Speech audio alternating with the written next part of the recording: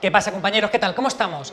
En este vídeo queremos contarte todo lo que tienes que saber sobre el entrenamiento en ayunas. ¿Sirve para perder grasa? ¿Mejora o empeora tu rendimiento? Vamos a contestaros a todo. Quédate porque vamos a aportarte. Empezamos.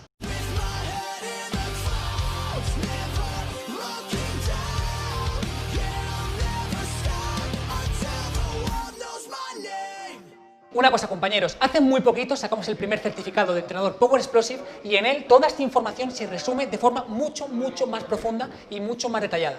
Todavía tienes un precio buenísimo aquí abajo, es un plan de contenidos espectacular y te aconsejamos que le eches un ojo.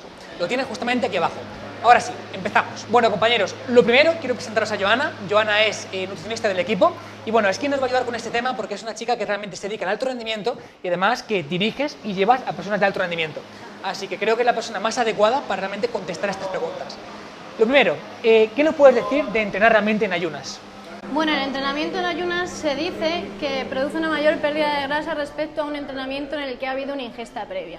¿Por qué? Porque al venir de un periodo de ayuno tú tienes las reservas de glucógeno más bajas, por lo tanto la utilización de grasa como fuente de energía es más alta. Y eso ocurre, pero ¿qué es lo que pasa? Que la mayoría de los estudios han mirado este efecto a corto plazo, es decir, una hora posterior a realizar el ejercicio. No lo han visto alrededor del día, del resto del día. Y se han visto en diferentes estudios en los que sí se ha estudiado todo el día, en el que en los dos grupos, los que entrenan en ayunas sí tienen una oxidación de grasa más grande durante el entrenamiento, pero luego se reduce la oxidación de grasa durante el resto del día y se aumenta la oxidación de glucosa como fuente de energía. Y en aquellos grupos en los que había una ingesta previa, sí que se utilizaba más glucosa como fuente de energía durante el entrenamiento, pero después el uso de glucosa disminuía y aumentaba el de grasa posterior. Eso quiere decir que los dos grupos se quedaban con el mismo uso de grasa y de glucosa al final del día. También el hecho de que utilices más grasa como fuente de energía no quiere decir que tu porcentaje graso, tu perfil graso vaya a bajar, porque es necesario que haya un déficit calórico para que el porcentaje graso baje, para que se produzca una reducción de grasa.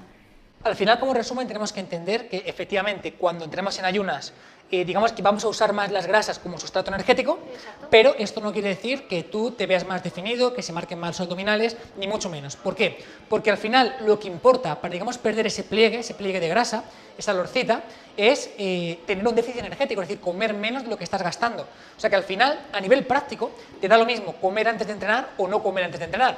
Salvo, por ejemplo, que realmente estemos mirando por otra cosa que no sea la estética, que sea, por ejemplo, a nivel de rendimiento deportivo. Aquí tenemos que clasificar. ¿Por qué? Porque en función de si es un deporte más de fuerza o es un deporte más de resistencia, se va a notar más o se va a notar menos. Por ejemplo, no comer cuando te dedicas al powerlifting o cuando te dedicas a deportes de fuerza tampoco tiene una influencia muy grande, porque al final tú vas a hacer una repetición, vas a hacer 2 repeticiones, pero no tiene mucha influencia. Sin embargo, esto es diferente, por ejemplo, cuando competimos en deportes de resistencia, en deportes, por ejemplo, como el ciclismo, en lo que sí se sabe que hacer una carga previa antes de competir, pues sí que puede mejorar tu rendimiento y puede retrasar esa fatiga.